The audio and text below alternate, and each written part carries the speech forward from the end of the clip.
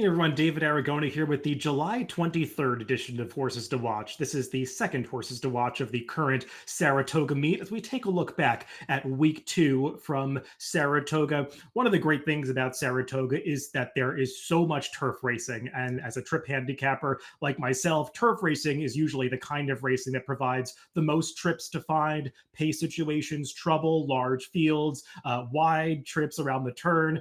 You can find all sorts of things going on in the turf races, especially up at Saratoga, where they've got the two turf courses in use, the inner and the melon, so they're able to get in more grass racing during the summer. And appropriately, we're going to discuss four turf races from last week on this edition of the show. Let's begin with a race from last Thursday, July 18th. The ninth race of the day was an optional claiming 80,000 nominators of one other than the allowance condition, going a mile and a 16th on the melon or outer turf course at Saratoga. This one is for 3-year-old fillies. Let's break these runners from the gate, and we're going to focus on two of the speeds, the number 9 Mixologist and the number 11 Camera. And you'll notice that the 9 Mixologist breaks a half step slowly and winds up towards the back of the pack, a few strides away from the starting gate. But her rider, Florent Giroux, is going to try to make up for that poor start to get her up towards the front end. The filly herself is also a little bit keen heading into that clubhouse turn, and she's going to rush up towards the pace following the speed of the number 11 Camera. You can see is throwing her head about a little bit, going after that long shot leader on the front end. And this pace just heats up a little bit too much as they go around this clubhouse turn. You see that opening quarter go up in just a tick under 23 seconds. That's a pretty solid pace for this distance. And unsurprisingly, these leaders are going to tire at the end of the race. And actually, the two horses that are last and second to last when we pass the half mile pole will ultimately fill out the exacta in this race. So that speaks to how much the race did fall apart. Look what happens here. The number 11 Camera is trying to get rated by Frankie Dettori, but as soon as he backs off that long shot leader, Mixologist keenly runs up on her outside and causes Camera to re-engage, and she makes this big move at the half mile pole to take over the race from that long shot and actually opens up about a length and a half on her rival before Mixologist responds to that move. And you can see Florent Giroux asking her to get after the leader once again, and these two just keep pestering each other toward the front end of this race, and they're ultimately going to pay the price for that because the early fraction were just a little bit unreasonable for the distance and class level, and they're going to tire once this field comes into the stretch. Camera actually does battle on pretty gamely down towards the rail. She's never going to let Mixologist get by her, but she's going to hold off that rival to finish about 7th in this race, whereas these two are battling out the positions towards the back of the pack. As I said, the 5 Grayoche and the number 1 Proctor Street, they're going to battle it out to the wire after they were two of the last fillies to enter the far turn. So it was a quintessential pace collapse. I think you want to give another shot to the horses that were forward in this race, and Mixologist and Camera, I think, are much better than this result would indicate. And Mixologist in particular, I think, is going to benefit from not being ridden so aggressively away from the gate. That was the case on debut when she was a little bit sluggish early, but was rated towards the back of the pack, held up until the stretch where she made a big run through the lane to get up. Camera has more natural early speed. She's one that does want to be forwardly placed, but she's going to be more successful if she gets into a race that does not feature as many other frontrunners like she was able to encounter when she was successful in her turf debut during the Belmont Stakes Racing Festival. Let's move on to another race from the Saturday card, actually one of two races from Saturday, July 20th. The first race of the day is a maiden special weight event for the 2-year-olds, going a mile and a 16th on the inner turf course, and one of the first 2-year-old route races that we'll see anywhere in the country this year. The first one, certainly, that's been run in New York. We'll break these runners from the gate, and we're going to focus on one of two Cherie DeVoe trainees, the number 6 Profound, a horse in a yellow cap right in the middle of the pack there that is getting hustled away from the gate, but doesn't have a whole lot of speed and winds up last under the wire for the first time.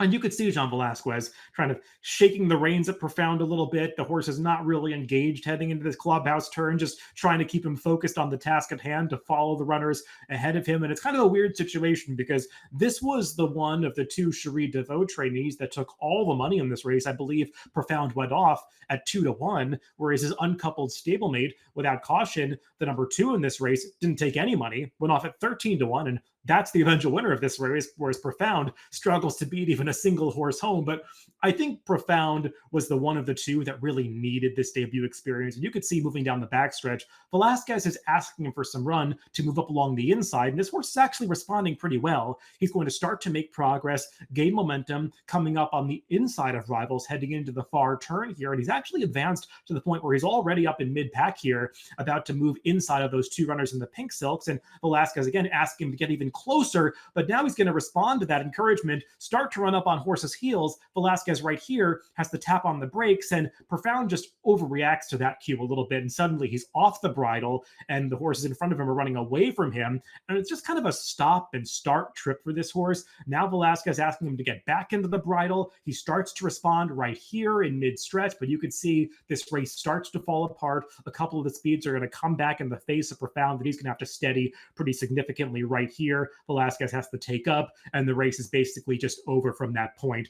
This horse was obviously green, and it was the kind of greenness that was manifesting itself with this horse just not really responding appropriately to the cues that the jockey was giving him. Sometimes he'd get asked and do nothing. Sometimes he would get asked and over-respond, like he did heading into the far turn there. I think this is a horse that does have ability. He was trading well into the race. The reason that he was bet more strongly than the winner of this race was that he was trading a little better than the horse on the dirt, albeit coming into this race. So I think Profound does have more ability than he showed on this day, and we're likely to see a better account of him when he makes his second start with this experience under his belt.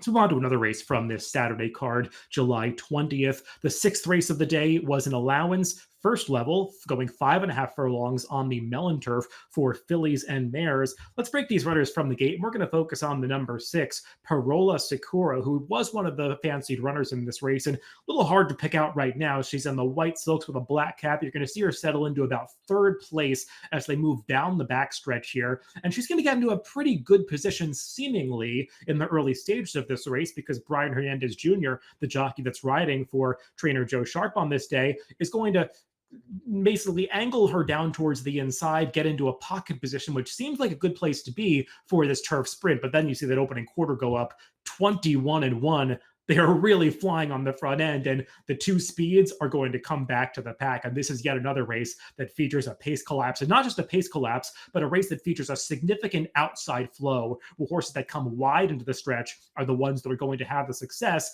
And Parola Sakura, unfortunately, is against that flow, because here she's trying to sneak through inside of a tiring number 1. There's not really a path there. She's trying to make room where there really isn't any room for her to come on through. And right here, you can see she's going to have to steady a little bit as she tries to not hit the inner rail as that rival outside of her tires. And there's just never really room for Parola Sakura to sneak on through of those tiring front runners, and she's ultimately going to finish 7th in this race. And I just think the combination of not having that clear path and upper stretch when she was trying to make her move, and also trying to rally inside of runners that weren't really going anywhere at the top of the stretch, contributed to her poor position here. When you have races like this that feature a flow towards one type of part of the racetrack, like horses all making outside moves, horses that are trying to move with runners that are going at a slower speed than them are just never going to be able to gain the momentum that those on the more favorable part of the racetrack are able to build up. So I think Parola Sakura just really against the way that this race played out from a dynamic standpoint. And she's one that you do want to give a shot to next time, because she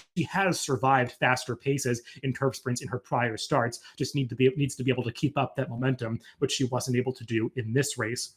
Let's close things out with a race from the Sunday card at Saratoga, July 21st. This was the 8th race of the day. It's a New York bred non-winners of 1 allowance, going 1 1/16 on the melon turf for the state-bred fillies and mares.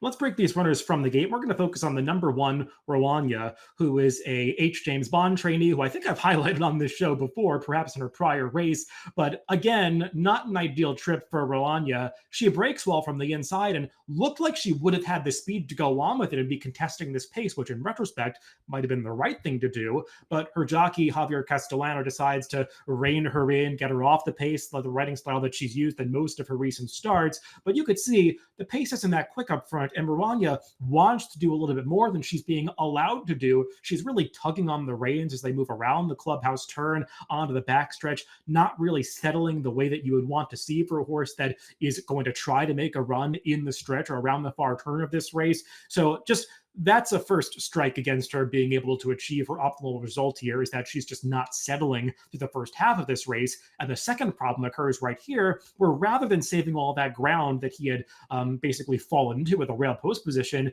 Castellano instead angles Rwanya off the inside, voluntarily giving up the rail position. I can't really explain why, to choose to go 3 to 4 wide into the far turn.